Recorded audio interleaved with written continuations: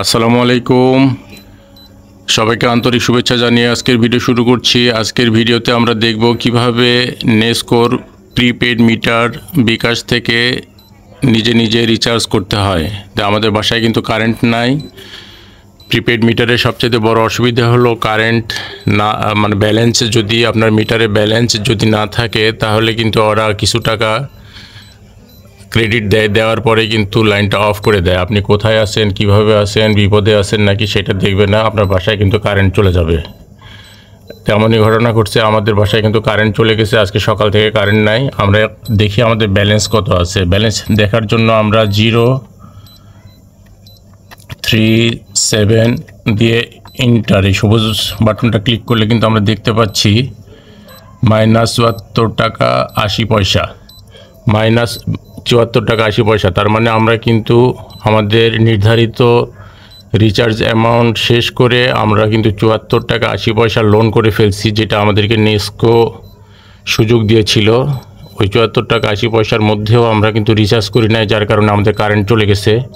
তো চলুন আমরা এখন দেখি কিভাবে বিকাশ অ্যাপস থেকে ঘরে বসে আপনারা আপনাদের প্রিপেড মিটারটা রিচার্জ করে নিতে পারেন খুব সহজেই। তো আমাদের মিটার রিচার্জ করার জন্য কিন্তু আমাদের মিটারের নাম্বার লাগবে, অর্থাৎ যে গ্রাহক নাম্বার, গ্রাহকের হিসাব নাম্বার, যেটা এই যে বিদ্যুৎ বিলের উপরেই থাকে। আমরা কিন্তু এই যে হাইলাইট করে দিয়েছি, এই নেসকোর বিদ্যুৎ বিলের উপরেই রয়েছে গ্রাহক নম্বর, গ্রাহকের হিসাব নম্বর। এই হিসাব নম্বরটা লাগবে আমাদের। এই হিসাব নম্বরটা দিয়ে কিন্তু আমরা আমাদের প্রিপেড মিটারটা রিচার্জ করব। তো চলুন আমরা এখন আমাদের মোবাইলের স্ক্রিনে চলে যাই। তো আমরা আমাদের মোবাইলে কিন্তু ইন্টারনেটের কানেকশন অন করে নিয়েছি, ডেটা অন করে নিয়েছি। আমরা এখন আমাদের মোবাইলের বিকাশ অ্যাপসে যাই। বিকাশ অ্যাপসে প্রবেশ করে আমরা কিন্তু দেখতে পাচ্ছি প্রথমে রয়েছে সেন্ড মানি, তারপরে আছে মোবাইল রিচার্জ, তারপরে ক্যাশ আউট, তারপরে পেমেন্ট, তারপরে অ্যাড মানি, এবং এরপরে রয়েছে কিন্তু এই যে বাল্বের চিহ্ন দেওয়া পে বিল নামক একটি অপশন। আমরা এই পে বিল অপশনে ক্লিক করি। ক্লিক করার পরেই কিন্তু নিচে অনেকগুলো অপশন চলে আসছে।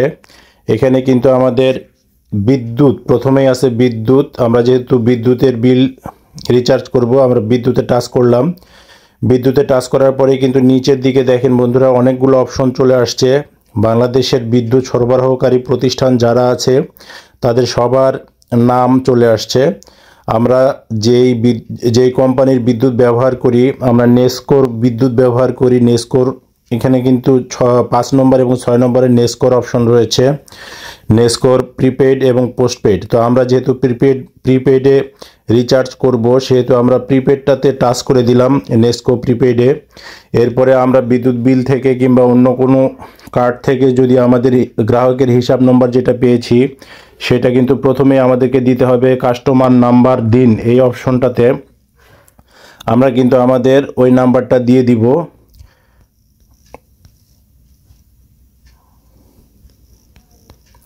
তো আমরা আমাদের গ্রাহকের হিসাব নম্বরটা দিয়ে দিলাম। এরপরে কিন্তু কন্ট্যাক্ট নম্বর দিন অপশনে আমাদের মোবাইল নম্বর দিতে হবে। যার মিটার রিচার্জ করা হবে তার মোবাইল নম্বরটা কিন্তু এখানে বসাতে হবে। এই মোবাইল নম্বরে কিন্তু 20 সংখ্যার একটি কোড আসবে। এটা কিন্তু অনেক সময় রিচার্জ করার পরে অটোমেটিক যদি ইলেকট্রিসিটি চালু না হয় সেক্ষেত্রে কিন্তু এই কোডটা প্রয়োজন হয়, যার জন্য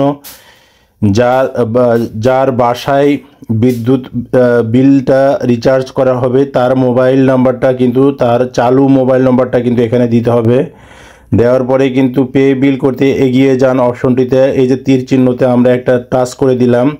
দেওয়ার পরেই কিন্তু আরেকটি ইন্টারফেস চলে আসছে। এখানে কিন্তু নেসকোর প্রিপেড বিদ্যুতের যে ইন্টারফেস এটা চলে আসছে। এখানে কিন্তু বাই ডিফল্ট কিছু অ্যামাউন্ট দেওয়া রয়েছে, 500 টাকা, 1000 টাকা, 1200 টাকা, 1500 টাকার।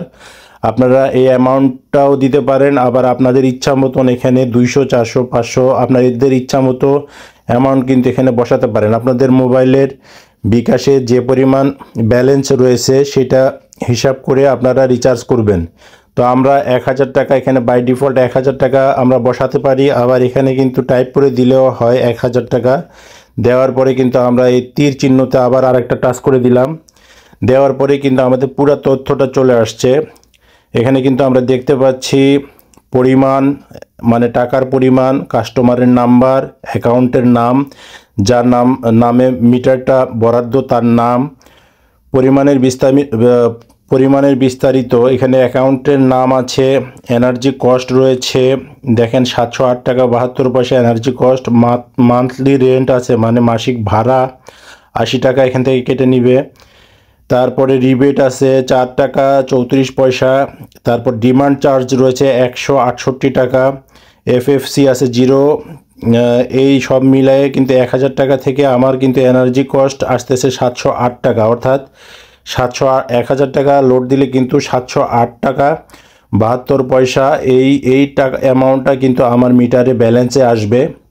আর বাকিগুলা কিন্তু এই যে মান্থলি রেন্ট, তারপরে ডিমান্ড চার্জ, এইগুলা আনুষঙ্গিক জিনিসপত্রর বাবদ ওটা কেটে নিবে। তো এরপরে আমরা কিন্তু যদি তথ্যটা এখানে আমরা দেখে নিব, যদি তথ্যটা ঠিক থাকে এরপরের ধাপে যেতে এখানে ট্যাপ করুন লেখা অপশনে, লাল ঘরের মধ্যে যে তীর চিহ্ন আছে এখানে আমরা আরেকটা টাচ করে দিলাম। টাচ করে দেওয়ার পরে কিন্তু আমাদের কাজ মোটামুটি শেষ। এখন আমাদের ফাইনাল স্টেজে চলে আসছে। এখানে কিন্তু আমাদের পিন নম্বরটা দিতে হবে। পিন নম্বরটা আপনারা আপনাদের বিকাশের পিন নম্বরটা দেওয়ার পরে কিন্তু এই যে পিন কনফার্ম করুন এই অপশনটাতে ক্লিক করতে হবে। ক্লিক করার পরে যদি পিন ওকে থাকে তাহলে কিন্তু এখানে এইরকম একটা অপশন আসবে, এখানে পে বিল নিশ্চিত করুন। এটা কিন্তু একটু ফাইনাল স্টেজ। এখানে আপনারা যদি পে বিল করতে ট্যাপ করে ধরে রাখুন, এই অংশটাতে যদি আপনারা এই যে বিকাশের লগো আছে এখানে যদি ট্যাপ করে ধরে রাখেন তাহলেই কিন্তু এই যে বন্ধুরা আমাদের রিচার্জ কিন্তু এই যে সফল হয়েছে, পে বিল সফল হয়েছে। এখন আমরা দেখি কতক্ষণ পরে কারেন্টটা আসে এবং অটোমেটিক কারেন্টটা আসে কিনা সেটাও আমরা দেখি। আমাদের কিন্তু টোকেনও চলে আসছে, আমাদের বিল পেড সাকসেসফুল হয়ে গেছে। বন্ধুরা এখনও কিন্তু আমাদের কারেন্ট আসেনি, আমরা কিন্তু রিচার্জ করে ফেলেছি। এখন দেখি আমাদের মিটারে কি অবস্থা। দেখেন বন্ধুরা, আমরা কিন্তু রিচার্জ করছি 5-6 মিনিট হয়ে গেল, এখনও কিন্তু আমাদের কারেন্টটা এখনও আসেনি। তো আমরা যদি মিটারে দেখি আমাদের ব্যালেন্সটা অ্যাড হয়েছে কিনা, এই যে আমাদের কিন্তু -74 টাকা 80 পয়সা এখনও কিন্তু আমাদের ব্যালেন্সটা এখানে যোগ হয়নি। তো ব্যালেন্সটা যোগ করার জন্য আমাদেরকে কিন্তু মোবাইলে যে মেসেজ আসছে সেই মেসেজে কিন্তু 20 সংখ্যার একটি টোকেন আসছে, এই টোকেনটা কিন্তু আমাদেরকে এখানে অ্যাড করতে হবে। তো এই টোকেনটা অ্যাড করার জন্য আমরা মোবাইলের মেসেজ থেকে কিন্তু টোকেনটা লিখে নিয়েছি। আমরা এখন এই সংখ্যাগুলো এখানে বসাবো, 28 40 28 40 68 60 00 81 38 56 30 10। আমাদের কিন্তু এই যে 20 সংখ্যার টোকেনটা বসানো হয়ে গেছে। আমরা এখন ইন্টারে চাপ দিব। এই যে ইন্টারে চাপ দেওয়ার সাথে সাথেই কিন্তু বন্ধুরা যে কারেন্ট চলে আসছে এবং এখানে কিন্তু গুড একটা মেসেজ দেখাইছে। এই কাজটা কিন্তু না করলে আপনাদের বাসায় কিন্তু কারেন্ট রিচার্জ করার পরেও নাও আসতে পারে। তো এই কাজটুকু করলেই কিন্তু আপনাদের রিচার্জ হয়ে যাবে এবং কারেন্ট চলে আসবে।